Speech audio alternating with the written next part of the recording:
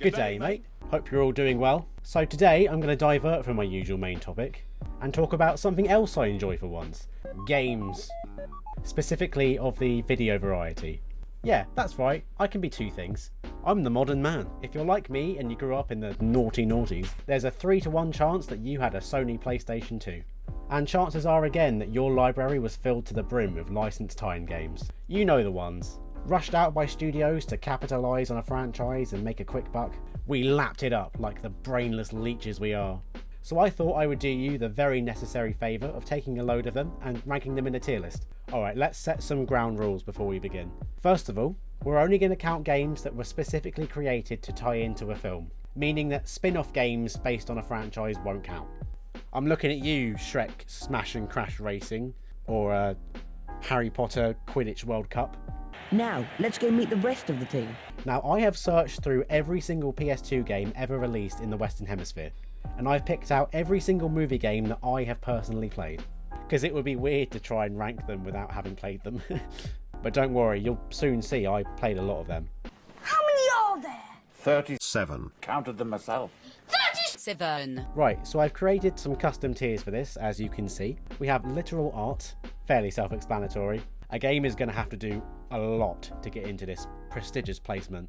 Next we have would play again. Once again, pretty self-explanatory. Now I'm very easy to please, so I imagine quite a few will actually hit this tier. Next is would play for money. I'm not entirely sure who's paying me in this scenario. Maybe I'll play them on stream.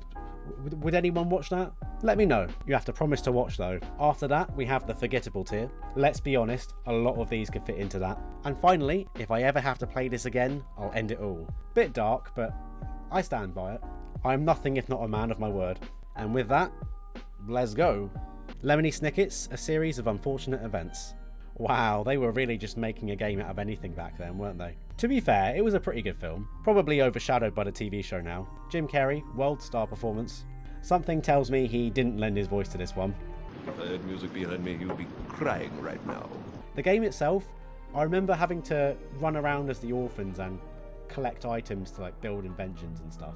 And all the while you're like being attacked by Count Olaf's friends. Which is weird because Count Olaf is the one who gave you the tasks. Why are they hindering this? I don't think I ever finished it. Although to be fair, that is something that this game has in common with quite a few on this list. I vaguely remember getting stuck on a part where you had to like shoot peppermints at people or something. It was alright though. I'm going to stick it in would play for money. Okay, next we have Arthur and the Invisibles. Good lord. What was that film even about? When Arthur's world was threatened, As long as I live and breathe, they're not gonna get this house. there was only one thing to do. I'm going to find the treasure. Oh, hello, who's this? Follow me. Wow, what a forgettable film.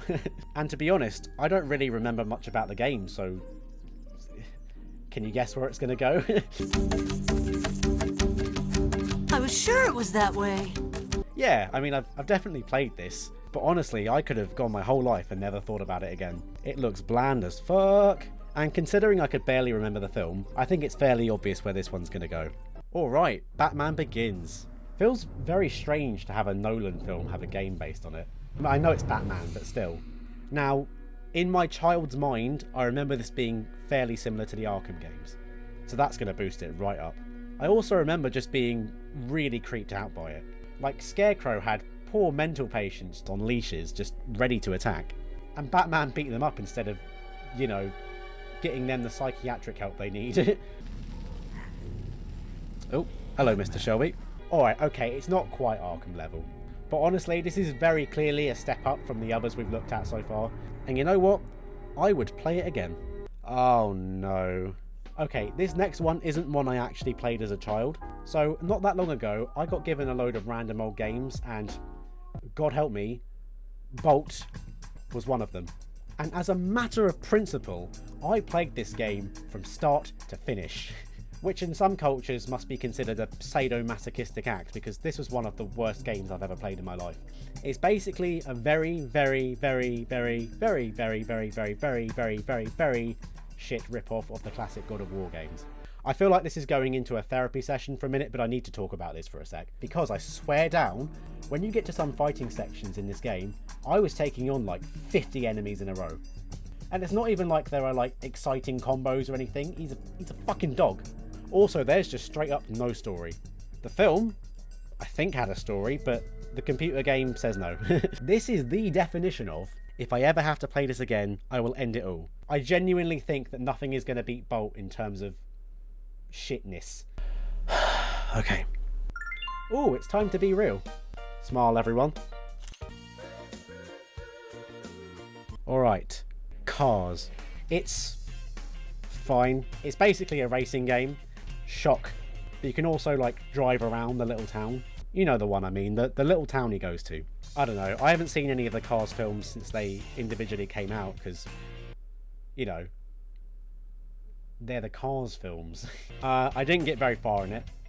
Yet, I feel like I've seen all there is to see. I'd probably play it for money, I guess. Charlie and the Chocolate Factory. My main emotion after playing this one always tended to be confused. I remember the first mission where you have to chase a £10 note across the neighbourhood. That was kind of interesting, but once you get into the actual factory itself, the game just turns to shit.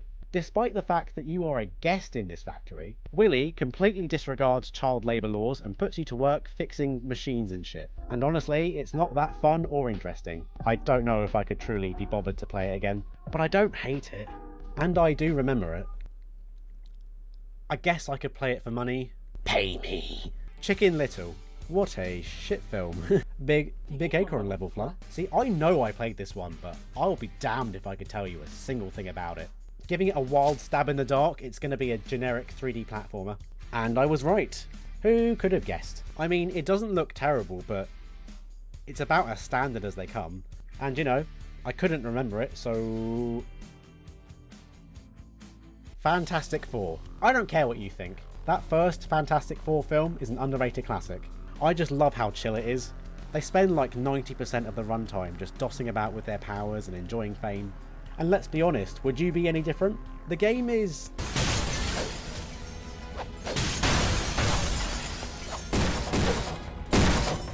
less chill.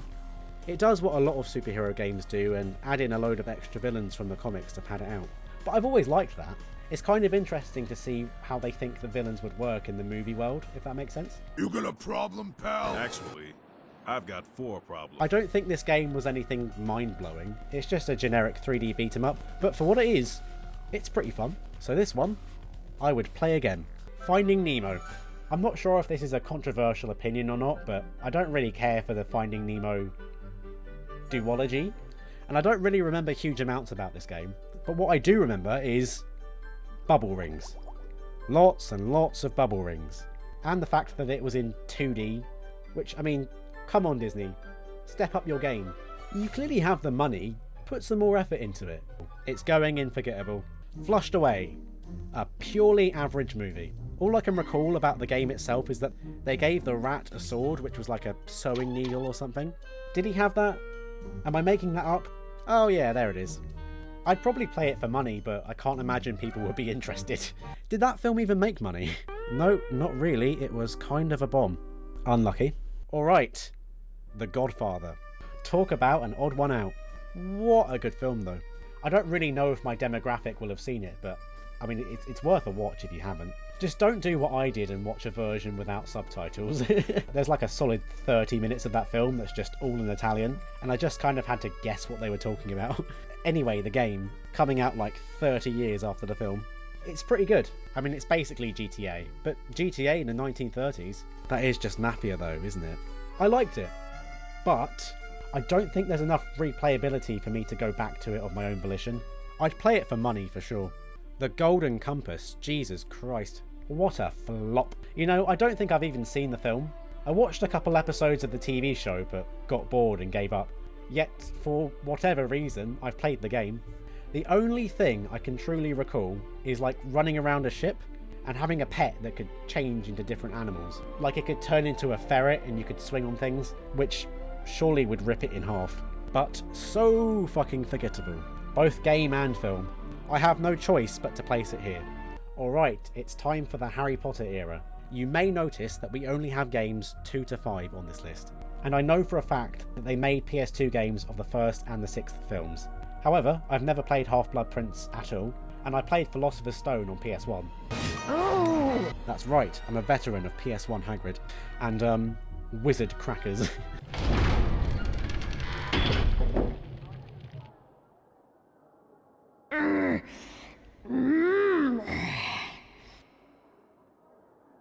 Maybe one day I'll do a tier list on PS1 movie games, but that would be a much shorter list because I didn't have a PS1 for very long. Chamber of Secrets. I think this is pretty much universally agreed to be the best one in the series, and in turn it's my favourite film in the series too, so it fits.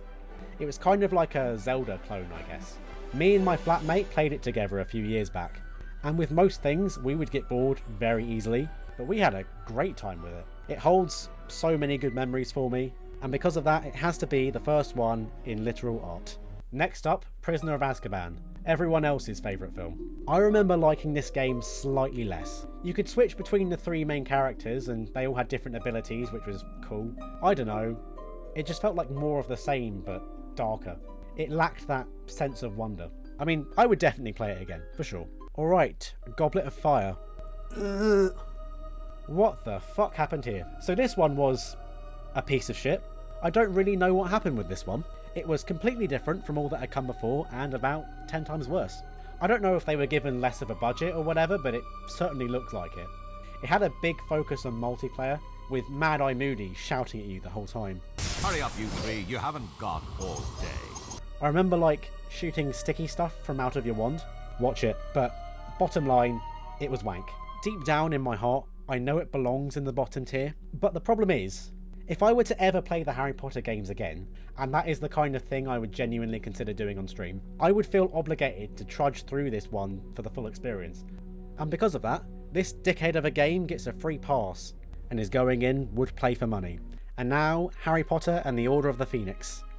This one always felt a bit more sandboxy. A lot of the gameplay amounted to, go and talk to Neville. Neville has a task for you. Go do the task. Go back to Neville and tell him you've done the task. I know that sounds really boring, but I'm a boring person, so that was right up my street. And because of that, you join your better sister games in Would Play Again. Well done. Congrats. Ice Age 2, The Meltdown. I fucking hate the Ice Age films. I mean, I've only seen the first three, but can you honestly tell me they get better? I believe we rented this game from Blockbuster once. Who remembers doing that? The one single, solitary memory I have of this game is playing as Sid the Sloth and going down some kind of ice slide. Yes, yep, there it is, see? It's actually unreal to think about how many games from this era featured some sort of auto slide section. You know the type I mean. Your character is sliding down some impossibly long slope and you have to move from left and right to avoid the obstacles. And if you're really lucky, you'll be allowed to jump too. But only if you behave at school today. In fact, I think a lot of games on this list actually had them. Charlie and the Chocolate Factory had one. A series of unfortunate events might have? I'll point out any more that I remember as we go along. Oh yeah, Ice Age. I literally forgot about it mid-video. So yeah, forgettable. The Incredible Hulk. Does anyone remember when Marvel movies had games based on them? This was the only one that I actually played, but I'm 90% sure the rest were pretty shit. I mean, don't get me wrong, this one was also shit. It was just so ugly looking. Look at Hulk, why is he so muscly? It doesn't look right. It also does that trick of padding out the runtime with extra villains. But I don't know any Hulk villains, so how could I possibly give a fuck? I don't really want to play it again, but I would, for money. The Incredibles, fuck yes. Fantastic film, a pretty good but difficult game. This one kind of had auto slide sequences. More like auto run, but still. Look at it. It's like the blueprint for Temple Run. I think I must have played through this one dash level so many times that I have the layout memorised to this day. I don't think I ever finished the game. I believe I got to the one single Violet level, and being a stupid child whose brain hadn't fully formed yet, I couldn't comprehend stealth. So I just kept running into the enemies and getting gunned down. Pretty good though, I'd play it again. Oh, it's a big one. King Kong. What a game. It was kind of a left field choice to make the majority of the game a first person shooter, but you know what? They nailed it. This game does not hold your hand though. You're forced into a world with ridiculously strong and, quite frankly, scary looking enemies with very little ammo. And you're not even given a Call of Duty crosshair to help you aim. Nowadays that's blasphemy, but I respect it. I know Peter Jackson was very hands-on with the creation of the game as well, and to be honest that shows. This game is joining the high ranks of literal art. Oh, and speaking of Peter Jackson, here he is again. Lord of the Rings, The Two Towers. Now, you may notice I don't have Return of the King on the list, and that's because I didn't play it, which might annoy some of you because I hear it's the better game, but you know, this one was pretty good. It wasn't what I recall the most varied in terms of gameplay.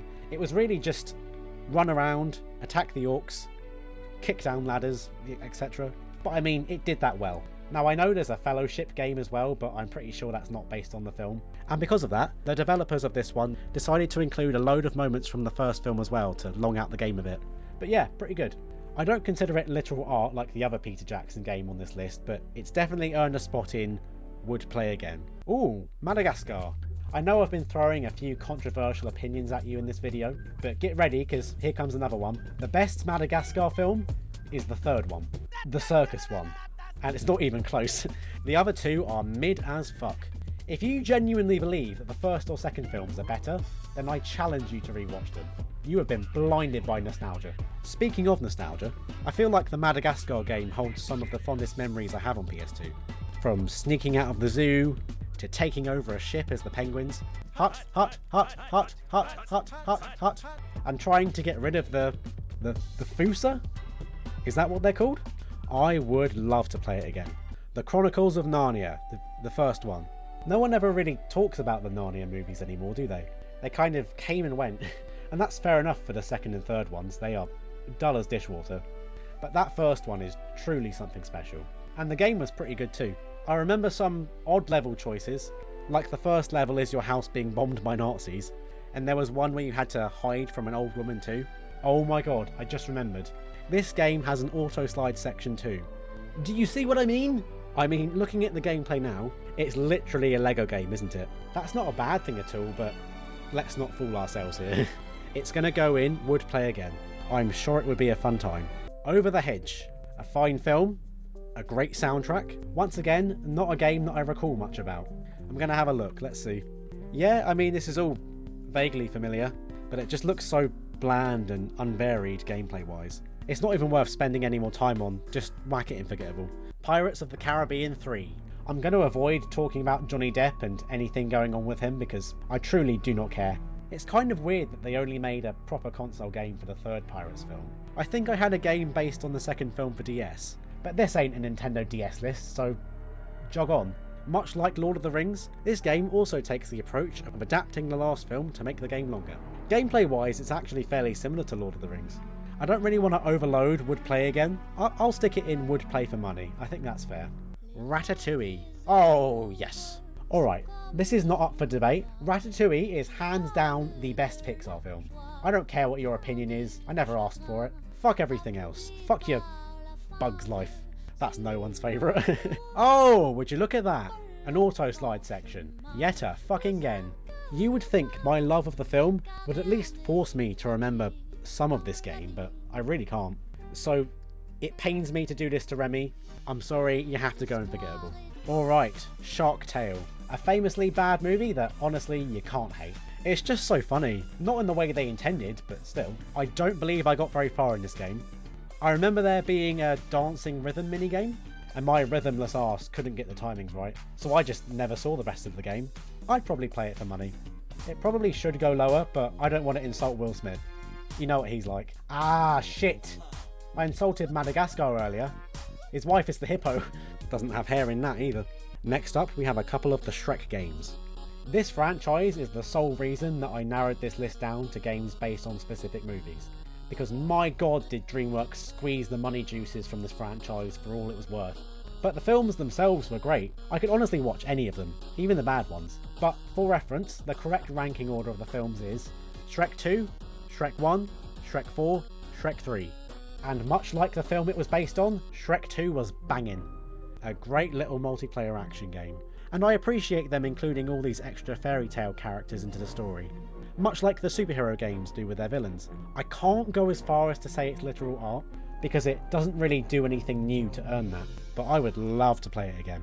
Hero time. On the flip side, Shrek the Third? Fucking awful. What happened? I mean, I guess it makes sense for the drop of quality in the games to mimic the drop of quality in the films, but all they had to do was use the formula that Shrek 2 put out for them. But they turned it into a weird, single-player focused mess. It probably doesn't deserve quite this harsh of a fate, but I think Bolt is looking lonely down at the bottom, so there it goes. Alright, well, next is realistically what you've been waiting for. The Spider-Man trilogy. You know this is going to be good. What a collection of films. Even the third one I would watch any day. Now the first game, in my opinion, is pretty underrated. It tends to not be put in the same bracket as other Spider-Man games, mainly because it doesn't feature an open world. But what it does have to offer is great. Graphically, it's way better than the second game, and I think I actually have more nostalgia for this game than I do the sequel. But to be fair, I think that's mainly due to the special features on the movie DVD, where some guy takes you through a walkthrough of the first few levels. If you encounter gang members mugging a young woman, rescue her and retrieve her purse for bonus points. Anyone else remember that? I don't feel I can put it in literal art, but it's firmly in would play again. Alright, next up, I think you know where this one's going to go. I mean, it is considered one of the best movie video games of all time. It literally set the standard for all future Spider-Man games and superhero games in general. It's so good, I've played it like a million times. It has the pizza theme. It would be rude of me not to put it in literal art. Spider-Man 3. Now, I've only played the PS2 version of this, however, I am aware that the PS3 version is quite different. I've seen the cutscenes. Now, let's talk about how we're going to destroy the spider. But I remember the PS2 version being pretty good. I mean, I was a stupid little child, so I really couldn't tell the difference between this and the last one in terms of quality. I have since played it, and there is a little drop in quality. It's still great fun though for what it is. It's going in would play again for sure.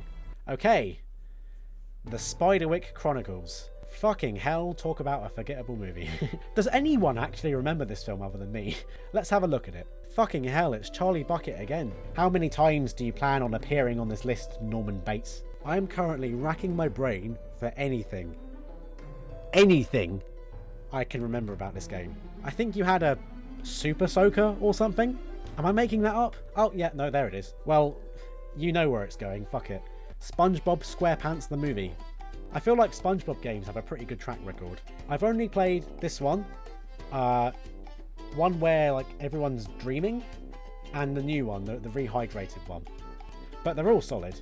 Oh, and what do you know? Another auto slide section. But yeah, I remember it being pretty good. Not much more to say about it than that. Would play again. Star Wars Revenge of the Sith. It's weird that they didn't make an episode 2 game. You would think that would just print money. But instead they made Bounty Hunter. I will preface this by saying I'm not really the biggest Star Wars fan. Like, I like most of them, but I don't really care about them as much as, you know, some people do. And because of that, I don't really remember playing this one much as a kid. I did, however, play it a few years back with my flatmate. He really enjoyed it. Me, I found it to be ridiculously hard. Even as an adult, I had a huge amount of trouble with it. And yeah, I fully recognise that's more to do with my personal ability. But yeah, I'm shit at games. I don't really care who knows it. Anytime there's difficulty options in a game, I will pick the easiest one, without fail.